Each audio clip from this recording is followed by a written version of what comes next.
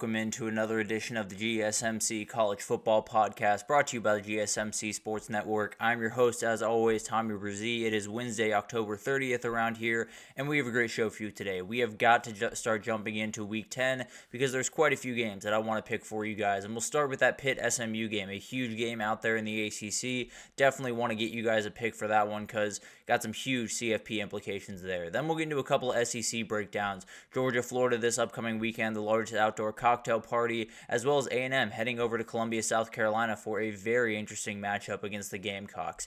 Then we'll get over to the CFP. We'll talk about where everyone sits, kind of break them down into tiers. Feel like we have about 20 Power 4 teams, or 21, I guess, including Notre Dame, that absolutely have a shot to make a run to the playoffs. So we'll break those down for you guys today. Then we'll get into a couple of upset alerts around Week 10 before we get into a couple of questions that I have as we head into Week 10, including the under-the-radar game of the week, because there's quite a few that are under the radar that you should definitely be on the lookout for. But before we jump in, I do want to remind you all we get tons of questions and comments throughout the show, and the best way for you all to get your question on the screen, we can have fun back and forth here, is to use that super chat. At the bottom of the chat on the Sports Network page, you can click the $sign, add any question, comment you'd like, and we can have fun back and forth here. Definitely want this to be interactive. About to head into a really, really busy month around the sport of college football, so definitely want you guys to be able to say as much as you want on this show, so definitely utilize that. Also, gsmcpodcast.net is up and working, does the exact same thing, so either one of those you'd like to use,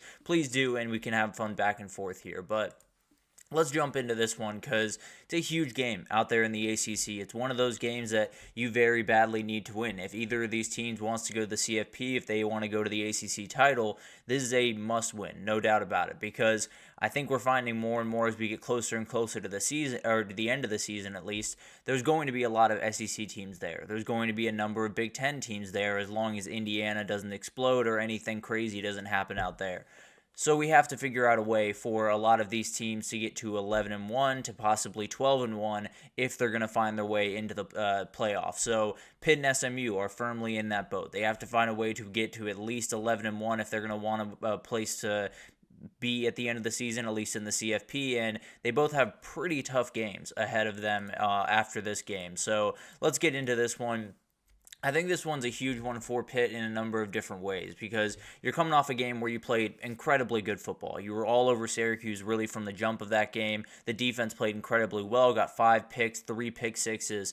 That's not going to happen on Saturday. You have to assume that it's going to take a little bit of a step back in terms of the luck factor because one pick literally fell into a Pitt player's arms when he was laying on the ground. So you have to assume that's not going to happen. On the other side, SMU gave the ball away 6 times last week.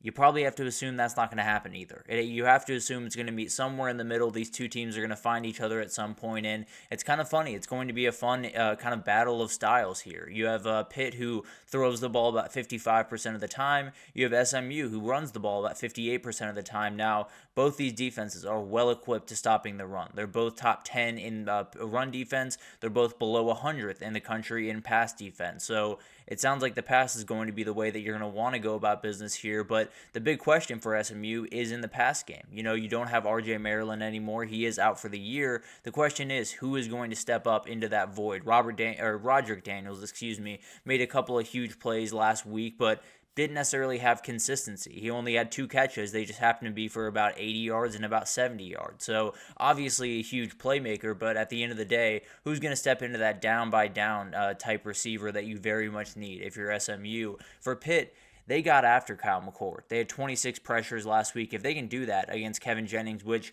I think will be a little bit tougher, but they should be able to do it, the question is, can you get him on the ground? Because he is going to be a nightmare if you let him out of the pocket. Even when you get pressure, he can make you hurt with his legs, and you have to make sure that you're in the right position to make all of that go away, essentially, which is a big-time task. And if Pitt can't get him on the ground, if they only get pressure but don't get sacks, it's going to be a really long day for him. And then on the other side, the Pitt pass game against the SMU backend is going to be huge to watch because the reality is Pitt's going to pass the ball. They don't necessarily they have a run game. I don't want to take anything away from Desmond Reed and all the guys they have, but at the end of the day, SMU has been very good at stopping the run. Pitt's going to have to throw the ball to win this game. Now, you're throwing into a back end that has 12 picks on the year. They're not necessarily great about not giving up yards, but they absolutely can take the ball away. So you're going to have to be careful about not necessarily giving up the ball, and Kevin Jennings and Eli Holstein are going to have to play just really good football.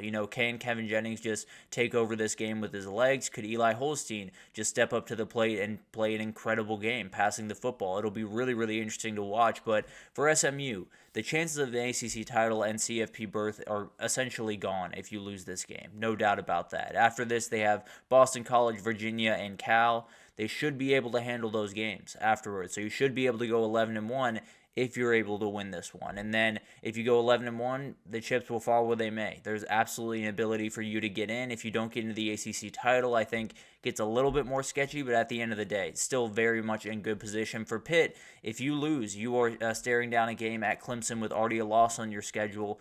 You are very likely, I don't want to say very likely, but you will not be favored in that game. Losing that game would totally knock you out of everything. And frankly, losing this one might just do that because you would be behind SMU, you'd be behind Miami and Clemson, who are undefeated in conference.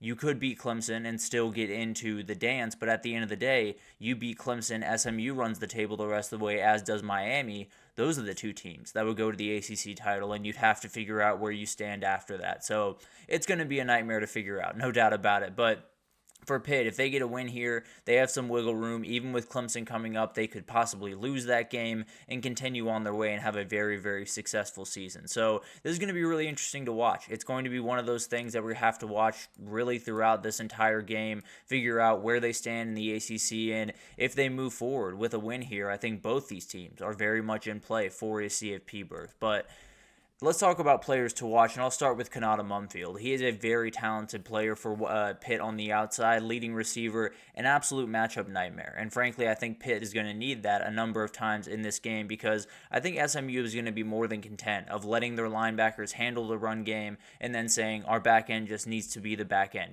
Play five guys back there, make sure they can't get that big play. The problem is whenever you go into man coverage, Kanata Mumfield's going to be a problem. He's going to be able to start making plays on the outside, and Pitt might not need a ton of big-time plays in this game if they're able to stop the run on the other side.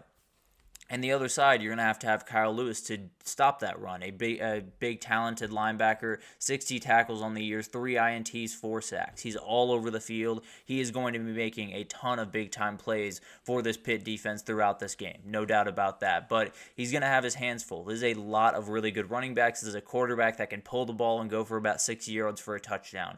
You're going to have to be on your P's and Q's and make sure that everyone else around you is on their P's and Q's because there's going to be if you make mistakes or if you overcommit in the run game, they can make you hurt in a hurry. That is for sure. Jake Bailey on the other side is someone I'm watching. Only had 2 catches and 15 yards against Duke.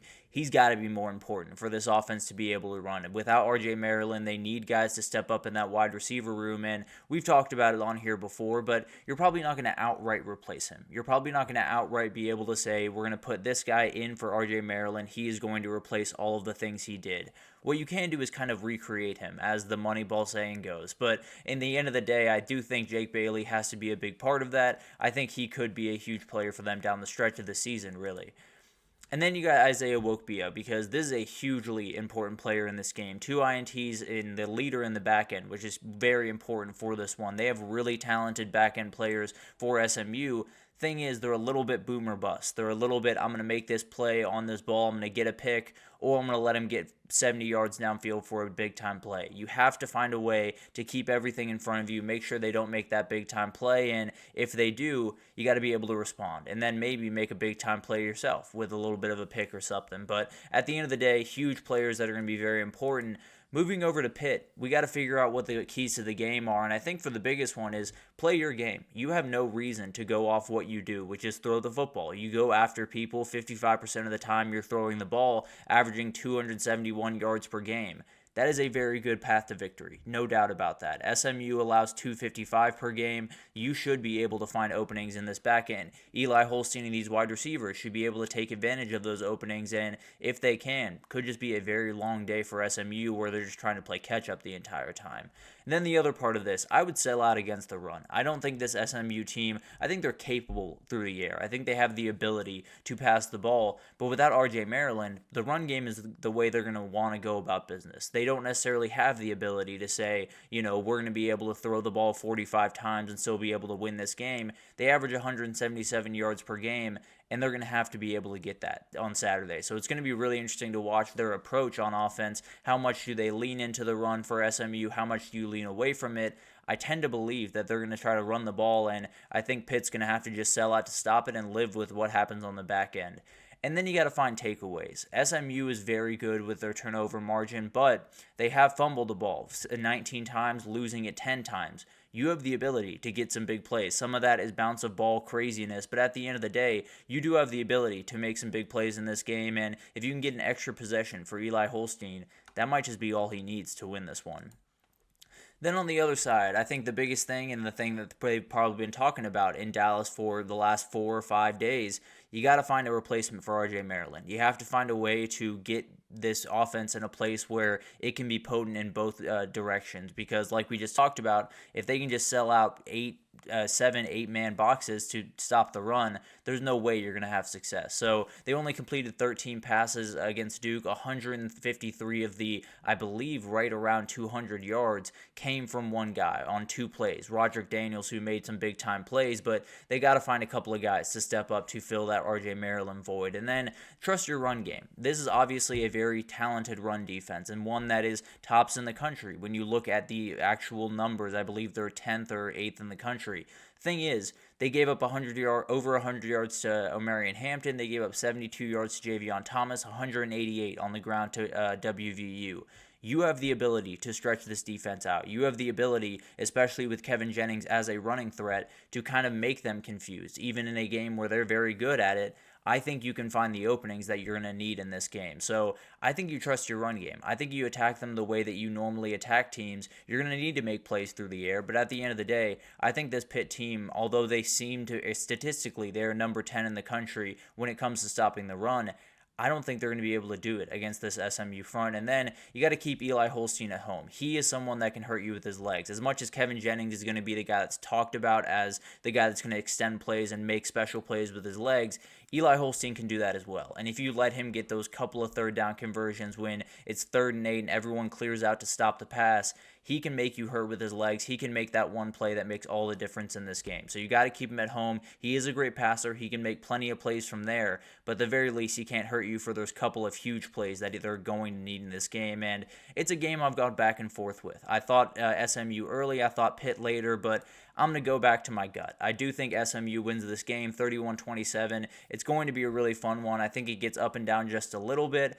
I just think there's a couple of mistakes there. I think Pitt's coming off a game where everything went almost too perfectly for them, and there's going to be some type of coming back down to earth. I think SMU, just about everything went wrong, and they found a way to get through it, but I have to assume it's going to get a little bit nicer to them, and I think SMU gets a huge win, continues their CFP run, and possibly gets themselves into the ACC title game if Pitt can go on and beat Clemson. But obviously, we will continue to talk about this throughout the season, but a huge win for SMU here if they're able to get it. I do think they will. It's going to be a really, really fun one out there in Dallas, and we absolutely will break it down on Monday. But let's take our first break here, and when we come back, we got to get into a couple of SEC games. The largest outdoor cocktail party this upcoming weekend, Georgia, Florida, as well as A&M heading over to Columbia, South Carolina for just a very interesting game. But we'll break it down right after this.